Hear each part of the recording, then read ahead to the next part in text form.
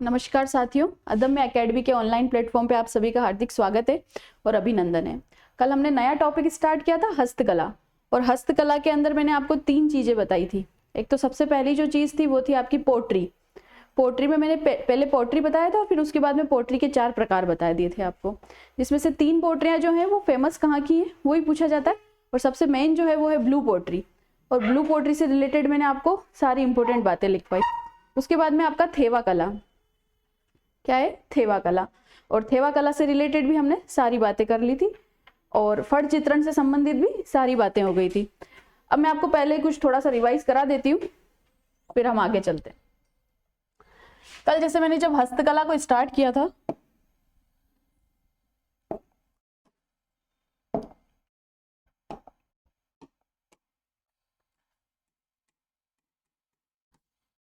हस्तकला को जब मैंने शुरू किया था तो ये हस्तकला जो है ये हाथों से बनाई जाने वाली क्या है, कला है।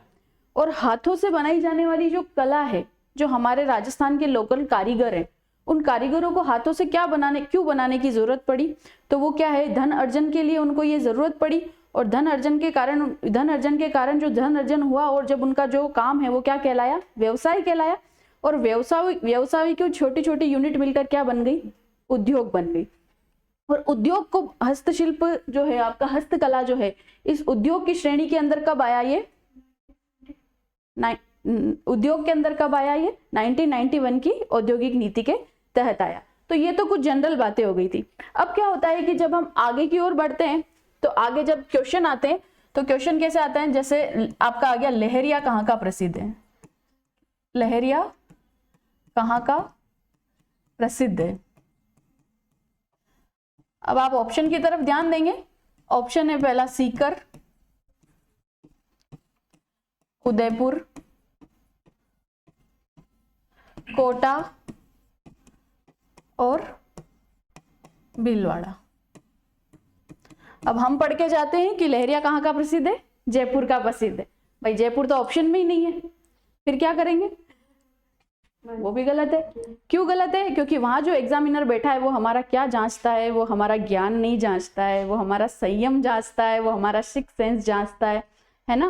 तो वहां हम क्या करेंगे, तो ऐसी जब आगे आने वाली जो हस्तकलाएं हैं, उन हस्तकलाओं को आपको क्या करना पड़ेगा, उस जगह विशेष से तो रिलेट करना ही पड़ेगा। वो जगह विशेष तो आपको याद रखनी ही है कि प्रसिद्ध कहाँ का है, पर उसके अलावा और कहाँ का प्रसिद्ध है वो भी आपको क्या करना है, याद रखना है। अब जब आपको बात समझ में आ गई कि जयपुर का प्रसिद्ध है, तो जयपुर के करीब का एरिया कौन सा पड़ेगा इस ऑप्शन में से, सीकर।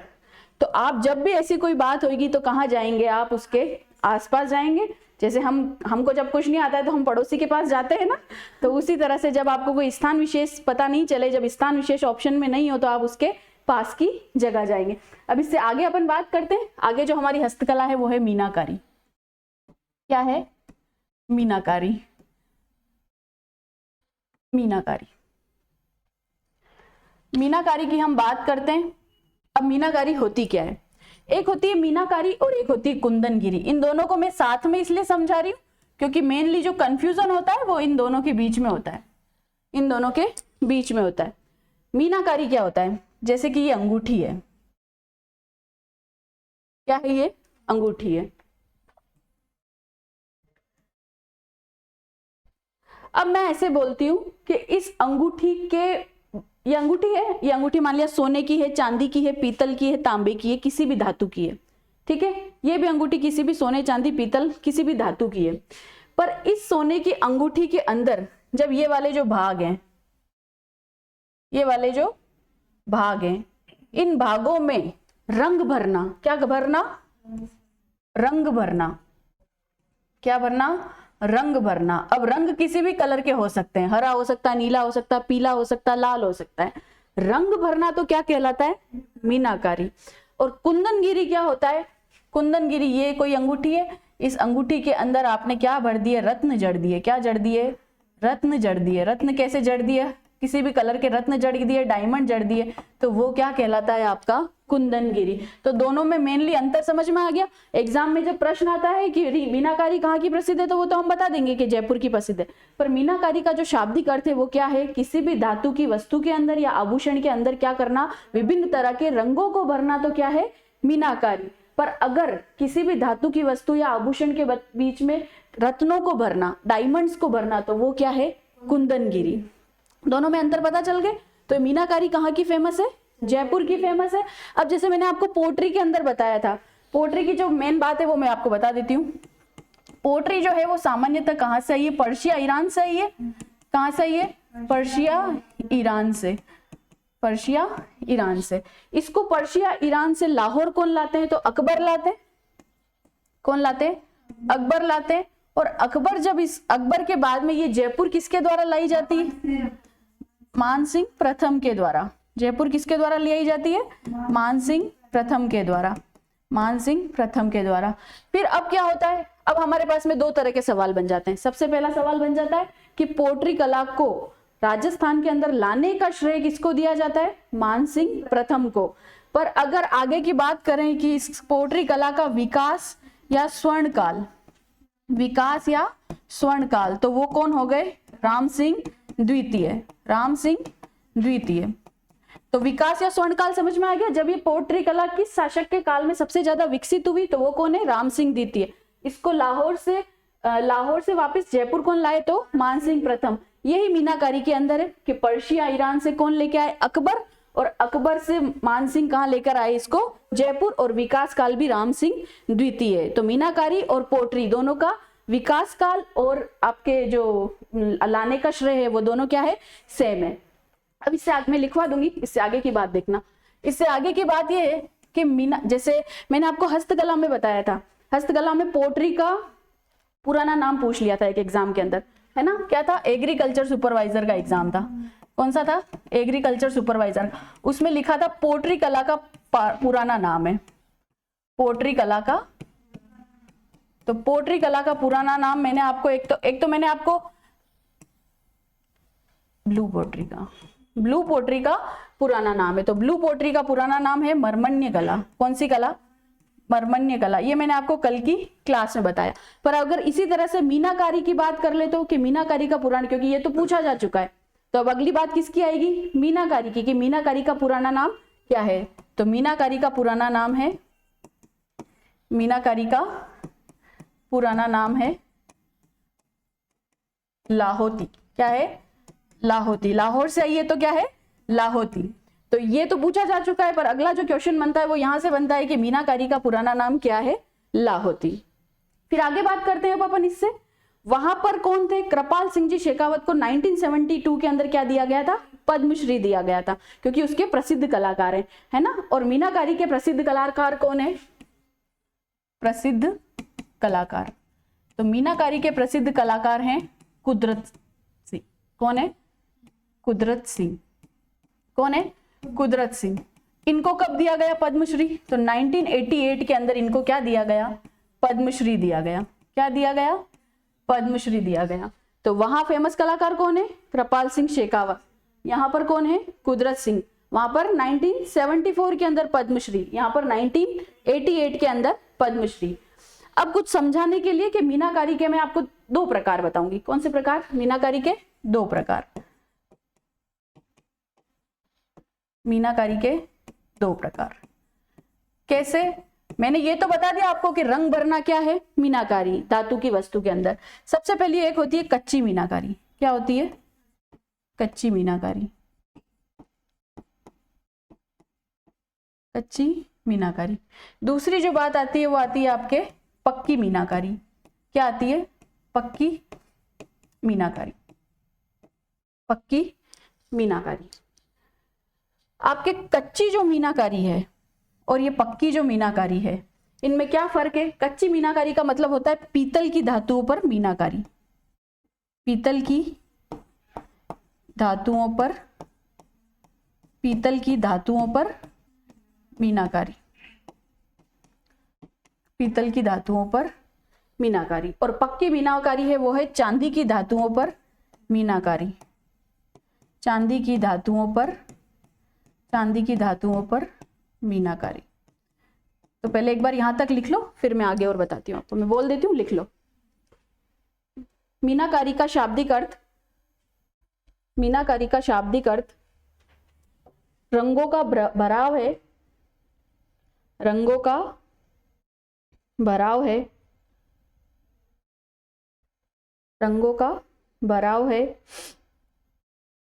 ठीक है, नीचे लिखो जवाहरात या आभूषणों को, जवाहरात या आभूषणों को, जवाहरात या आभूषणों को,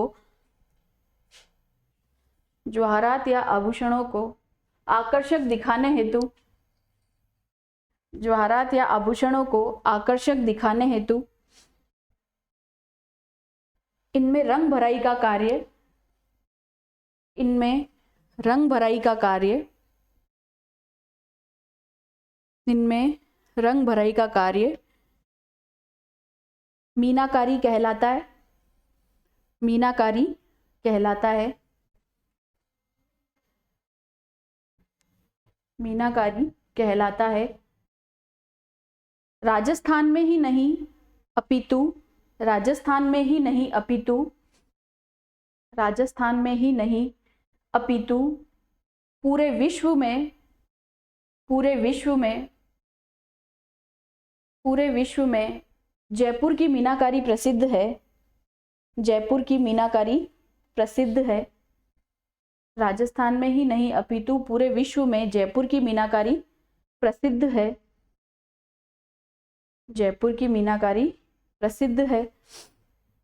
मीनाकारी की कला को, मीनाकारी की कला को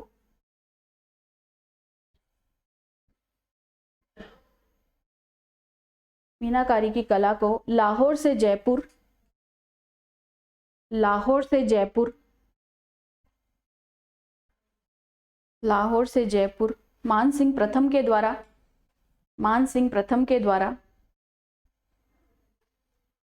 मान सिंह प्रथम के द्वारा, मान सिंह प्रथम के द्वारा तथा सर्वाधिक विकास काल, सर्वाधिक विकास काल या स्वर्ण युग, सर्वाधिक विकास काल या स्वर्ण युग, सर्वाधिक विकास काल या स्वर्ण युग सवाई राम सिंह द्वितीय का काल है, सवाई राम सिंह द्वितीय का काल है, सवाई राम सिंह द्वितीय का काल है।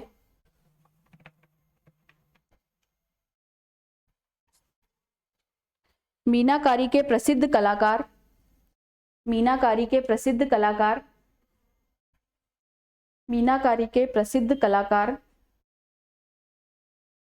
कुदरत सिंह हैं, मीनाकारी के प्रसिद्ध कलाकार कुदरत सिंह हैं, मीनाकारी के प्रसिद्ध कलाकार कुदरत सिंह हैं, जिन्हें 1988 के अंदर, जिन्हें 1988 में, जिन्हें 1988 में पद्मश्री पुरस्कार मिला, जिन्हें 1988 में पद्मश्री पुरस्कार मिला, 1988 में पद्मश्री पुरस्कार मिला, पद्मश्री पुरस्कार मिला।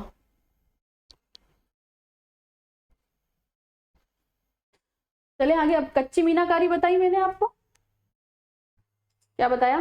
कच्ची मीनाकारी। कच्ची मीनाकारी का अन्य नाम है तारकशी। पहले समझ लेना फिर मैं लिखवा दूंगी। कच्ची मीनाकारी का अन्य नाम है तारकशी। क्या बोलेंगे इसको? तारकशी। कच्ची मीनाकारी क्या है? पीतल के धातुओं के अंदर रंग भरना। कच्ची मीनाकारी को अन्य नाम क्या है? तारकशी। अब पूछा जाता है ये प्रसिद्ध कहाँ की है, तो ये प्रसिद्ध है आपकी अलवर की। कहाँ की है? अलवर की। अलवर की। कहाँ की प्रसिद्ध है? अलवर की। और पक्की मीनाकारी, पक्की मीनाकारी चांदी के धातुओं में रंग भरना, चांदी के धातुओं में रंग भरना। अन्य नाम है इसका मुरादाबादी। क्या नाम है? मुरादाबादी। ये जो प्रसिद्ध है, अब इधर देखना एक बार, ये जो प्रसिद्ध है वो है आपके नाथद्वारा की। कहाँ की प्रसिद्ध है? नाथद्वारा की। पर अगर नाथद्वारा ऑप्शन में नहीं हो तो पड़ोसी भी नहीं आएगा, यहाँ पे आएगा रेनवाल। कौन आएगा? रेनवाल। और रेनवाल कहाँ पड़ेगा? सीकर में। ठीक है, तो याद रखने वाली बात है, पक्की मीनाकारी क्या है? चांदी की धातुओं में रंग भरना। और अन्य नाम इसका मुरादाबादी। प्रसिद्ध कहाँ की? नाथद्वारा की। नाथद्वारा भी ऑप्शन में नहीं हो तो रेनवाल सीकर। एक है तांबे की मीनाकारी, इसका प्रसिद्ध स्थल पूछा जाता है तांबे की मीनाकारी।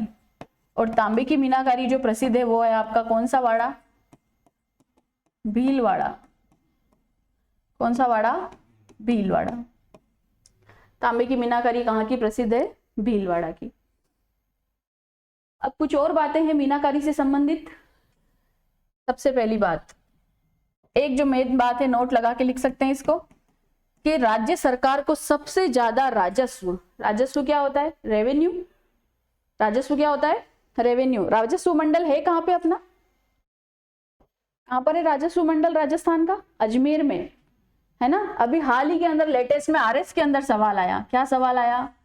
कि पटवारी की नियुक्ति कौन करता है? क्या करता है? पटवारी की नियुक्ति कौन करता है? बड़े से बड़े जितने लोग 8-8 साल से तैयारी कर रहे हैं उनका भी ये सवाल गलत है। पटवारी की नियुक्ति कौन करता है? कौन करता है? ऑप्शन में था, पहला ही ऑप्शन था राजस्व मंडल। पहले ही ऑप्शन क्या था? राजस्व मंडल। दूसरा ऑप्शन था आपका राजस्थान लोक सेवा आयोग। राजस्थान लोक सेवा आयोग। और अगला आपका था कर्मचारी चयन बोर्ड। कर्मचारी चयन बोर्ड और माध्यमिक शिक्षा बोर्ड। माध्यमिक शिक्षा बोर्ड। जब भी हम किसी पेपर को सॉल्व करते हैं ना, या जब भी हम किसी एग्जाम को देते हैं, तो सबसे पहले हमें ये सोचना पड़ता है कि इसमें से 2 ऑप्शन ऐसे होते हैं हमेशा जो हमको पता होते हैं, और 2 ऑप्शन ऐसे होते हैं जो हमें बिल्कुल भी नहीं पता होते हैं, है ना। तो ये आप सोचने वाली बात है कि जब पटवारी की जब पटवारी की वैकेंसी आती है, तो पटवारी की वैकेंसी कौन निकालता है? कर्मचारी चयन बोर्ड निकालता है या राजस्थान लोक सेवा आयोग निकालता है? तो राजस्थान लोक सेवा आयोग और कर्मचारी चयन बोर्ड, इनका काम क्या है? क्या काम है इनका? कि इसकी वैकेंसी को निकालना, इनके पदों को बताना कि इतने पद वैकेंट है हमारे पास में और ये भर्ती इस टाइम पे की जाएगी। पर नियुक्ति देने का काम कौन करेगा? तो नियुक्ति देने का करेगा आपका राजस्व मंडल। और राजस्व मंडल कहाँ पर है? अजमेर के अंदर है। नियुक्ति देने का कार्य कौन करेगा? संबंधित विभाग करेगा। आप जिस संबंधित विभाग के अंदर काम करेंगे वो संबंधित विभाग करेगा। जैसे आपकी आरपीएससी ने मान लिया कि फर्स्ट ग्रेड की वैकेंसी निकाली, पर आपको जाके डॉक्यूमेंट वेरिफिकेशन बीकानेर में कराना है। क्यों कराना है? क्योंकि शिक्षा विभाग कहाँ है?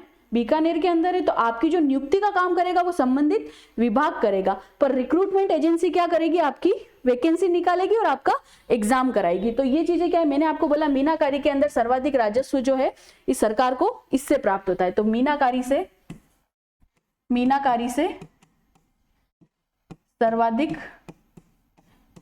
से सर्वाधिक राजस्व की प्राप्ति होती है। मीनाकारी से सर्वाधिक क्या होती है? राजस्व की प्राप्ति होती है। मीनाकारी से सर्वाधिक राजस्व की क्या होती है? प्राप्ति होती है। मीनाकारी से सर्वाधिक राजस्व की प्राप्ति होती है।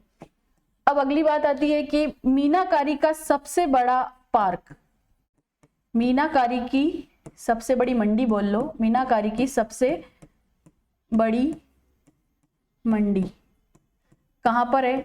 Sitapura James and jewellers. Sitapura James and jewellers park.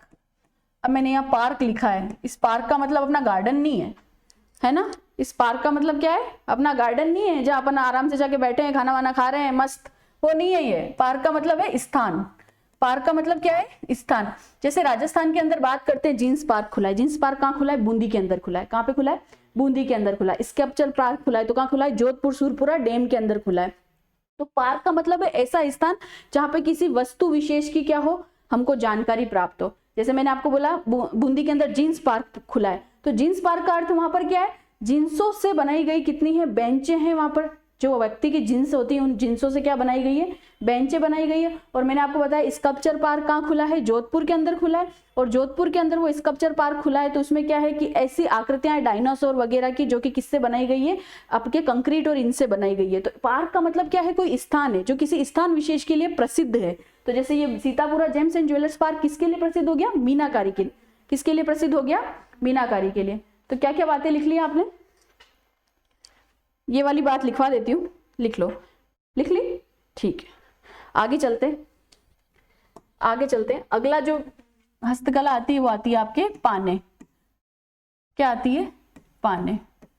मीनाकारी का अन्य नाम लिख लिया क्या, मीनाकारी का अन्य नाम लिख लिया ना, ठीक है। पाने कहाँ के प्रसिद्ध हैं, क्या होते हैं पाने। हम दिवाली पे क्या करते हैं, लक्ष्मी जी का पाना खरीदते हैं। कहते हैं ना हमारे घर वाले के, लक्ष्मी जी का पाना लेके आना। क्या कहते हैं, लक्ष्मी जी का पाना लेके आना। तो क्यों पाना, क्यों लेके आना, हम तस्वीर की भी तो पूजा कर सकते हैं, फिर भी हम पाना लेके आते हैं। क्यों लेके आते हैं, पाना लेके आते हैं क्योंकि मांगलिक कार्यों के लिए किसका यूज किया जाता है, पाने का। तो पाना क्या है, कागज के ऊपर देवी देवताओं का चित्रण करना क्या कहलाता है, पाना कहलाता है। तो कागज पर देवी देवताओं का चित्रण, कागज पर देवी, कागज पर देवी देवताओं का, कागज पर देवी देवताओं का चित्रण, कागज पर देवी देवताओं का चित्रण, कागज पर देवी देवताओं का चित्रण। पाने सबसे ज्यादा प्रसिद्ध कहाँ के हैं, तो पाने सबसे ज्यादा प्रसिद्ध हैं सांगानेर के। कहाँ के फेमस है, सांगानेर के। और अगर सांगानेर ऑप्शन में नहीं होगा तो हम जाएंगे नाथद्वारा पे। कहाँ पर जाएंगे, नाथद्वारा पर। कुछ चीजें याद रखने की है, वो याद रखनी पड़ेगी, ठीक है। पर हाँ, जब सिक्स सेंस यूज लेना है, किसी चीज का फेमस स्थान पूछ लिया और उसके आसपास की जगह दे रखी है तो आसपास की जगह पर जाएंगे। पर हमारे को जहाँ फैक्ट याद करना है वहां हम फैक्ट याद करेंगे, है ना। जहाँ हमको फैक्ट याद रखना है वहां फैक्ट याद करेंगे। अब भाई सांगानेर का ही क्यों फेमस है पाने, भाई क्या क्या समस्या है, क्या बात है। तो ये बात है कि यहाँ पर क्या है, सबसे ज्यादा एशिया की सबसे बड़ी, एशिया की सबसे बड़ी कागज फैक्ट्री, एशिया की सबसे बड़ी कागज फैक्ट्री कहां पर है, सांगानेर के अंदर। एक और संस्थान है यहाँ पे, कुमारप्पा, कुमारप्पा राष्ट्रीय, कुमारप्पा राष्ट्रीय कपड़ा, सॉरी कपड़ा नहीं, कागज, कुमारप्पा राष्ट्रीय कागज संस्थान, कुमारप्पा का राष्ट्रीय कागज संस्थान। तो इन दोनों कारणों की वजह से पाने कहाँ के फेमस हैं, सांगानेर के। और सांगानेर ऑप्शन में नहीं होगा तो सब कहाँ जाएंगे आप, नाथद्वारा के ऊपर जाएंगे। अब मैंने आपको एक कुंदनगिरी बताया है ना, कुंदनगिरी क्या बताया, धातुओं के अंदर क्या करना, रत्न जड़ना। क्या जड़ना, रत्न जड़ना। चले आगे, ये लिख लिया, कुंदनगिरी।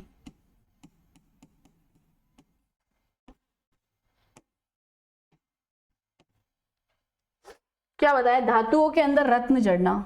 धातुओं में या आभूषणों में, धातुओं से बने आभूषणों में, धातु से बने आभूषणों में रत्न जड़ना, रत्न जड़ना। धातु से बने आभूषणों में क्या जड़ना, रत्न जड़ना।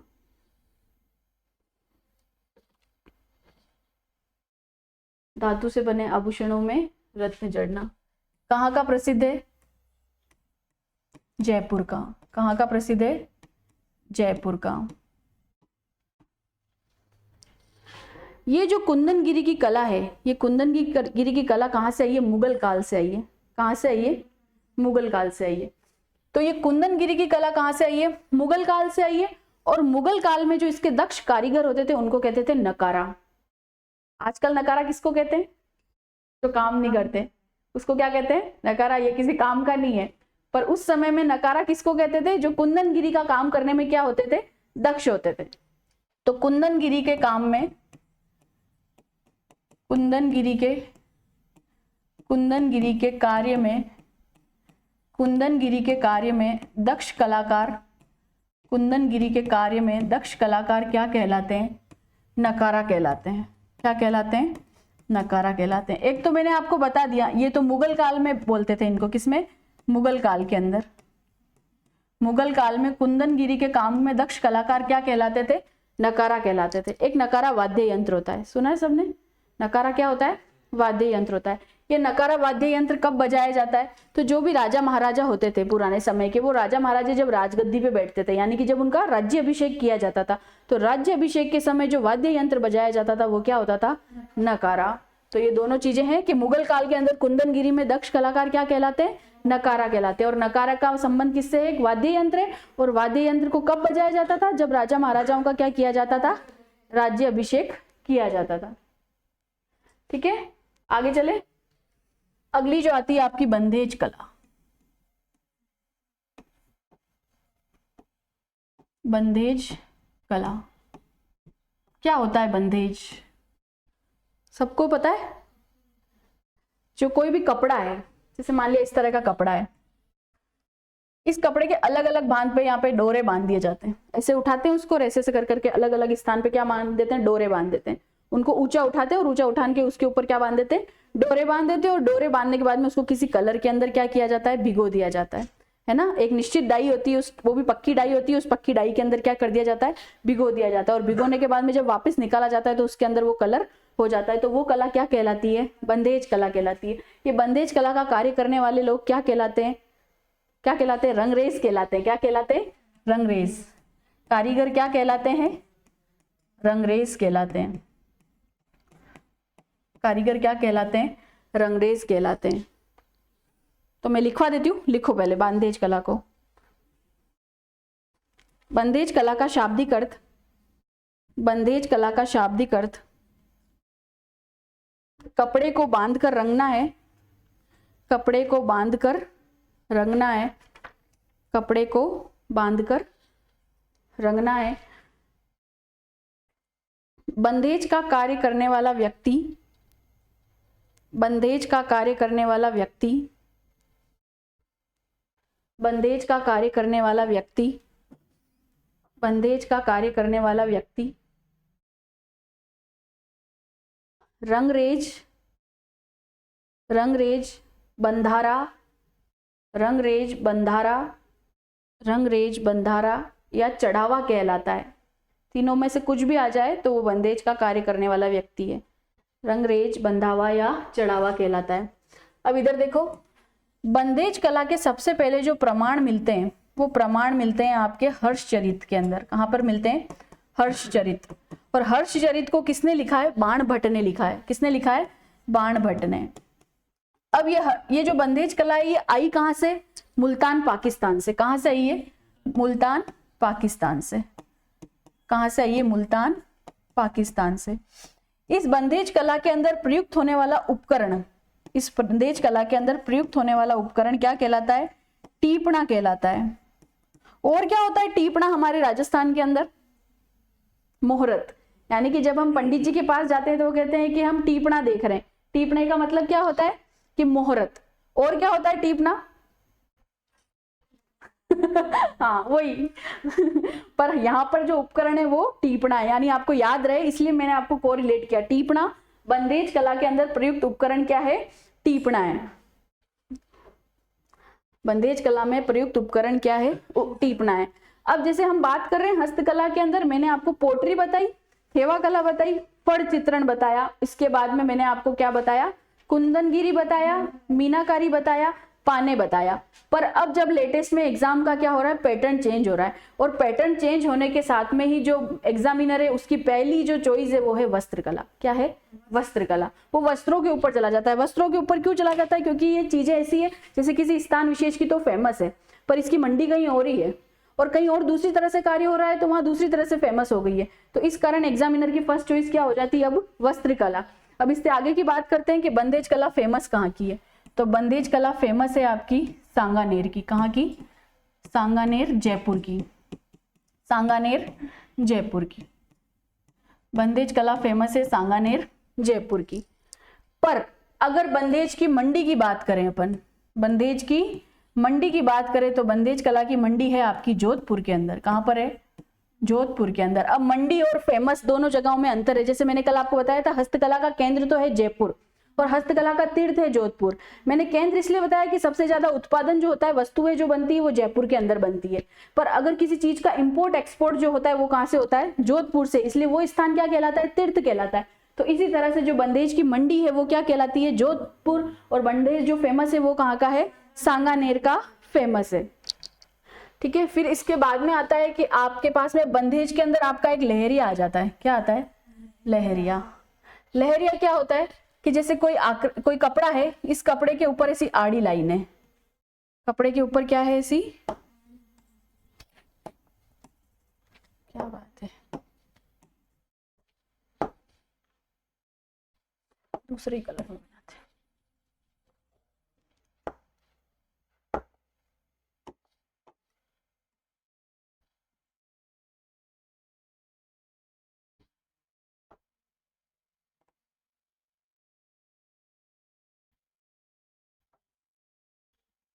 दो चीजें एक साथ बता रही हूँ मैं आपको, एक तो लहरिया और एक मोठड़ा।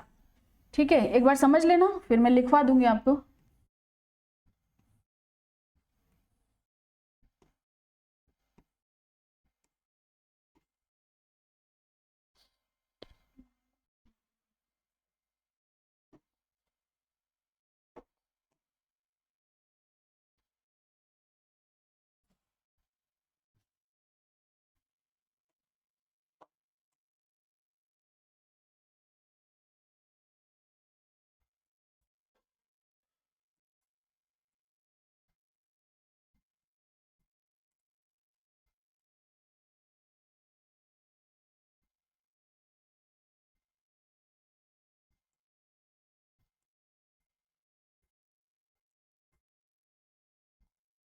दोनों में अंतर क्या है, वो बस छोटा सा अंतर है, इसमें और बारीक लाइनें होती है, बिल्कुल बारीक लाइनें होती है, और क्रॉस में होता है ये।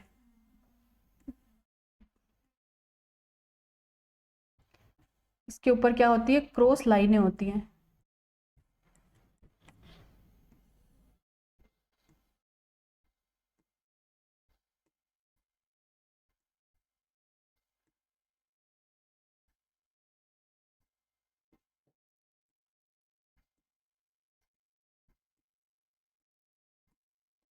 तो किसी वस्त्र के ऊपर सिर्फ आड़ी लाइन है, सिर्फ आड़ी लाइन है तो क्या है आपका, लहरिया। पर आड़ी के साथ में वापस में खड़ी लाइन है क्रॉस में, वो क्या है आपका, मोठड़ा। क्या है, मोठड़ा। लहरिया जो फेमस है वो कहाँ का फेमस है, जयपुर का।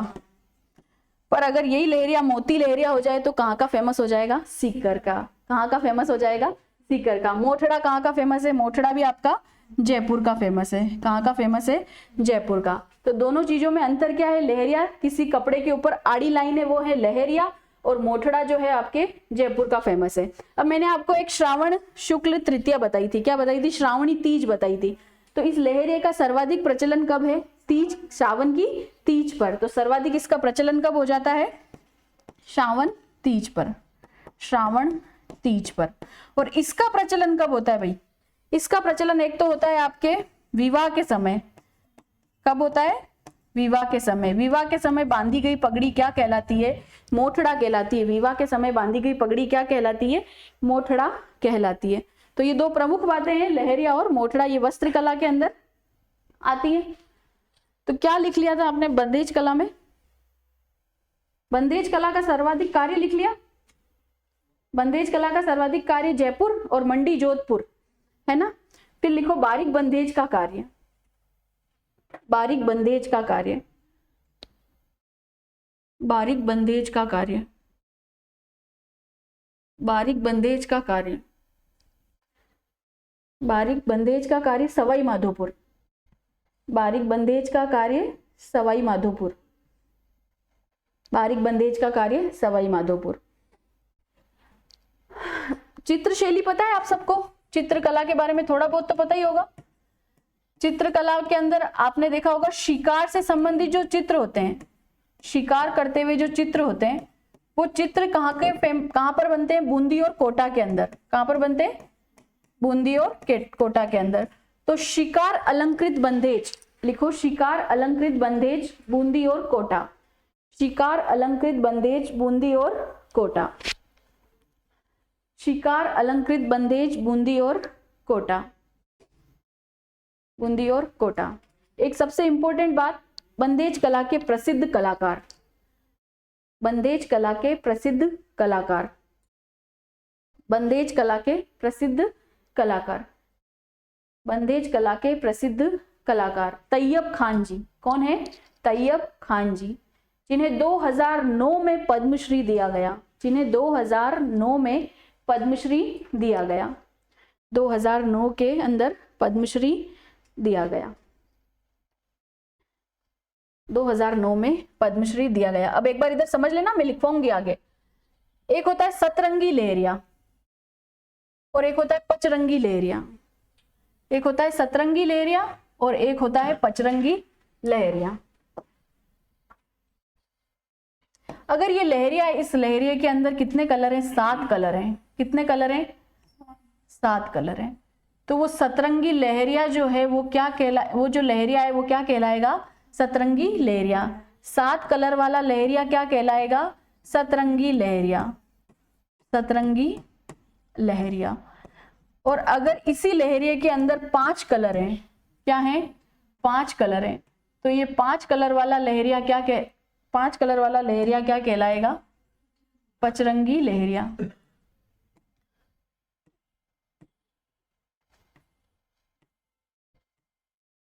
पांच कलर है तो वो क्या कहलाएगा?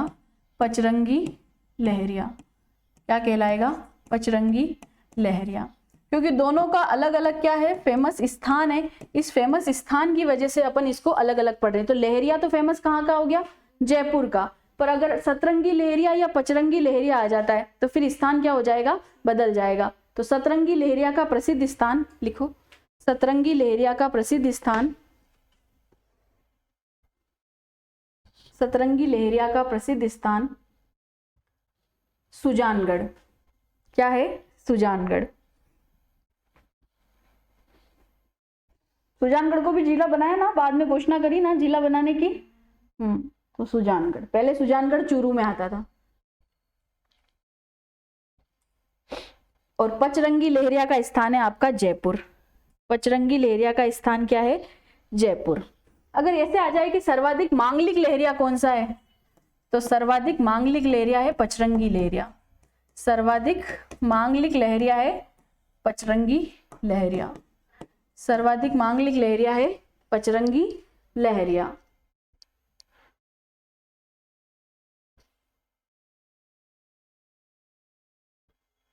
आगे लिखो मोती लहरिया।